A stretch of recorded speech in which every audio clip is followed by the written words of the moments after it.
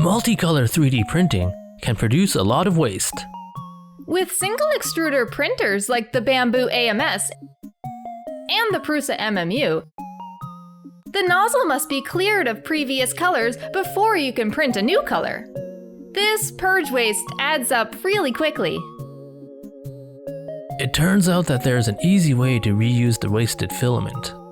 All you need are some silicone molds and an oven. The purge waste from the Bambu AMS comes out of the printer as these small blobs. It's often referred to as printer poop. Their uniform size is perfect for melting, requiring no preparation or processing. Just plop the poop into a silicone mold and it's ready to go. Each piece of poop contains two colors: the color that was originally in the nozzle and the color it switched to. This means we can easily sort the poop for a visually appealing color scheme. All of our poop is PLA, so if we heat our oven to 200 degrees Celsius, it should be enough to melt the plastic. Make sure you do this in an area with good ventilation.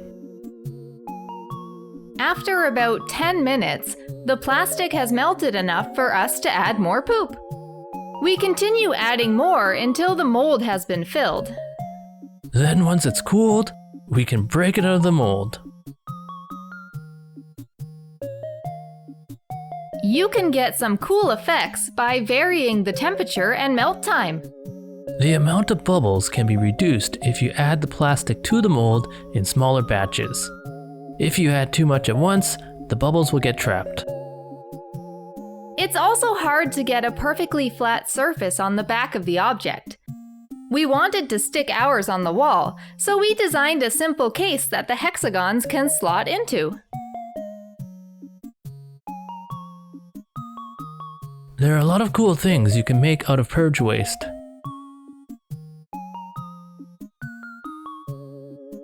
You can even try designing and casting your own molds. Here, Nova, I made this for you. Aw, thanks, Zephyr.